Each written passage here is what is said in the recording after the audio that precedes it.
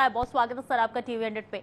नवीन दुबे राजनीतिक विशेषज्ञ है, बहुत स्वागत है सर आपका भी टीवी 100 पे। अखिलेश कटियार सपा के प्रवक्ता है और नरेंद्र सोनी कांग्रेस के प्रवक्ता है। आप दोनों का भी बहुत बहुत स्वागत है सर टीवी 100 पे। बिना देरी के सबसे पहले मैं आपके नहीं, जो पाठक साहब बोल रहे हैं, इंडियन एक्सप्रेस में अभी कुछ दिन पहले सुरजीत भल्ला साहब जो बहुत जाने माने अर्थशास्त्री हैं, उनका एक लेख छपा है, हाउस होल्ड इनकम सर्वे पे उनकी बड़ी समझ है। उन्होंने यही लाइन से शुरू किया कि भारतीय जनता पार्टी चुनाव तो जीतती जा रही है, लेकिन अर्थशास्त्र का मामला भारतीय जनता पार्टी से संभल नहीं रहा। भारतीय जनता पार्टी चाहे डीजल पेट्रोल का मामला हो, उस मामले में भी आज कहां पे खड़ी है, पूरा देश में हाहाकार मचा है। आपने ईरान के साथ, रसिया के साथ, कतर के साथ जो हमारे समझौते थे, शायद स्वीटी जी इस देश में बहुत सारे लोगों को इस बारे में जानकारी होनी चाहिए कि हमने बड़ी बड़ी जो रक्षा सौदे हम जब रूस से करते थे, तो उसके बदले में हम उन्हें चावल और आलू दे दिया करते थे।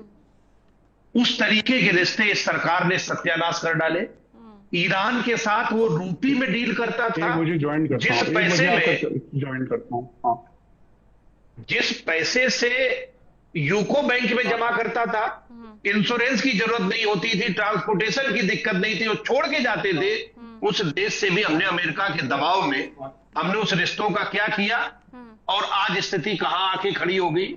ये जो एनर्जी का क्राइसिस है, ये सरकार की गलत नीतियों का परिणाम है। परीक्षाएं लगातार एक उद्योग बन गया, पेपर आपसे कराए नहीं जाते, किसानों की आमदनी शायद पूरे देश का किसान जान ही रहा होगा कि डबल हो ही गई होगी। तो इस तरीके का स्ट्रेटेजी जो हालात देश में, प्रदेश में खड़े हुए, भारतीय जनता पार्टी क्या कहती है, अरे हमें लोग वोट क्यों दे रहे हैं भाई, अगर हम गलत है तो हमें वोट क्यों मिल रहा है, हम चुनाव क्यों जीत रहे हैं। आप कैसे चुनाव जीतते हैं अब इस देश को बताने की जरूरत नहीं है। चुनाव आयोग का आपने क्या किया है, क्या हाल बना के रखा है, SIR का कैसे आप उपयोग करते हैं, और अगर आपका जो नौजवान है आप आवाज उठाए तो कैसे आप लाठी भाजते हैं, किसान अगर दिल्ली में आके अपनी बात रखना चाहे तो कैसे आप देशद्रोही बताते हैं। इस देश में आपने सिस्टम जो हमारा डेमोक्रेसी है उसको किस तरीके से आपने व्यवस्थित करके और उसके ऊपर जिस तरीके का दबाव रख दिया है।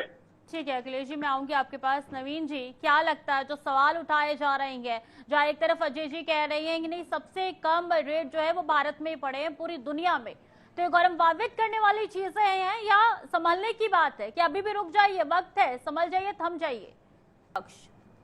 नहीं, मैं तो ये बात जानता हूँ स्वीटी जी कि आप और हम यूपी में रहते हैं। यूपी में कितने एयरपोर्ट शुरू किए और कितने एयरपोर्ट बंद कर दिए, बरेली, मुरादाबाद, कुशीनगर, सारे एयरपोर्ट चलाते हो। आपने बंद कर दे तो चलाए, इनसे जाता नहीं। गंगा साफ के नाम पे हजारों करोड़ रुपए लेते हैं, इसके बाद गंगा साफ हो गई होगी तो पूरे देश को पता होगा। किसानों की आमदनी डबल कर देंगे, हो गई होगी भाई। स्मार्ट सिटी बन गए होंगे आप जिस शहर में होते हो। कुछ काम नहीं करना, चोरी जुबानी जुबा खर्ची का के अलावा भारतीय जनता पार्टी का कोई काम नहीं है।